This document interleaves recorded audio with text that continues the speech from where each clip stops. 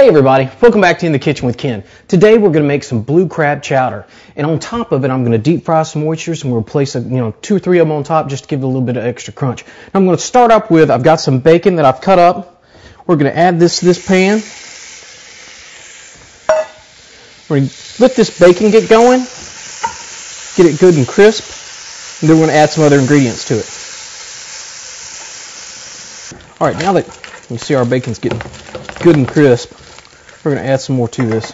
I'm going to add about a cup of chopped onions and a little garlic. It's just one nice big Vidalia onion that we got cut up.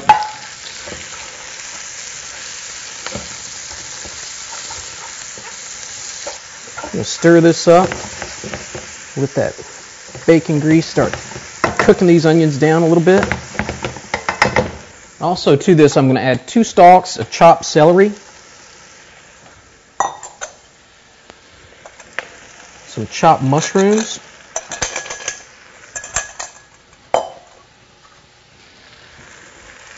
and we've got enough flavor going. Add a little bit of butter to it too.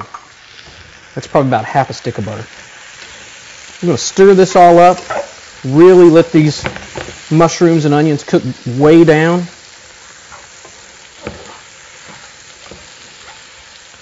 Then we'll have a start for our chowder. Okay, now our mushrooms are starting to cook down a little bit. See, the celery's getting nice and soft. Now to this, make me a little spot here, I'm going to add about 3/4 of a cup of flour. Stir this up, get a good mix going with it. I'm going to add a little Worcestershire to this and some hot sauce.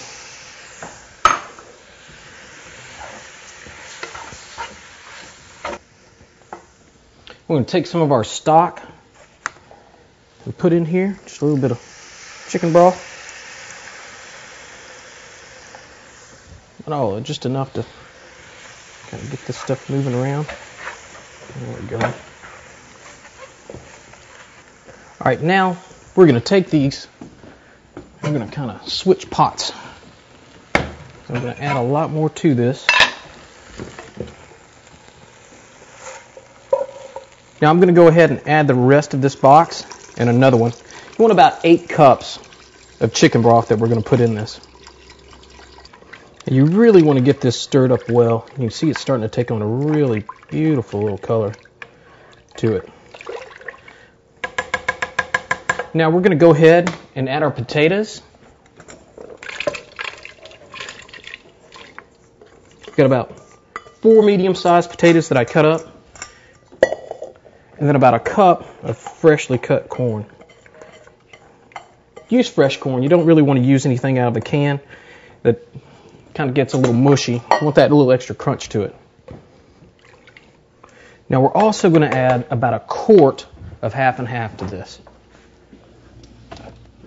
That. Pour that in. Now you're going to want to let this cook probably for about an hour. You really want these flavors to start blending together.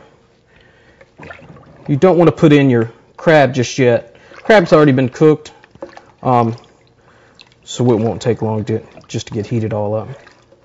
Okay, now we're going to let this cook for about an hour, and while this is cooking, we're going to start deep frying up some of our oysters.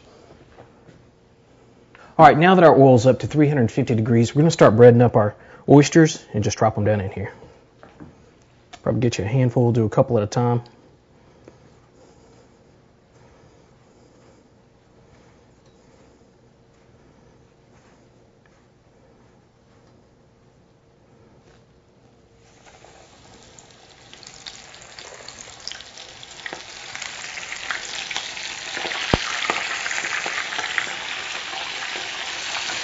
This last batch in here.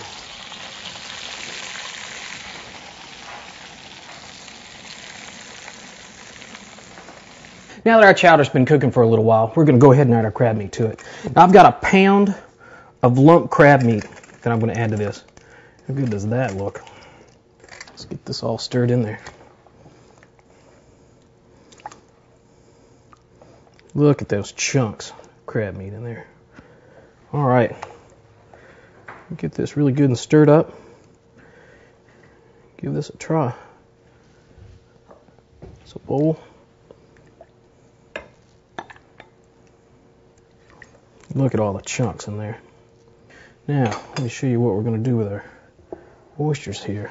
We're going to take a couple of our oysters, just a few, let them float there on top.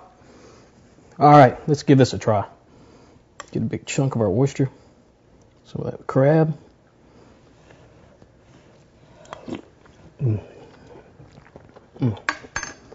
Folks, that is delicious. Those oysters are amazing. Well, I hope you enjoyed In the Kitchen with Ken this week, and I hope you give this recipe a try.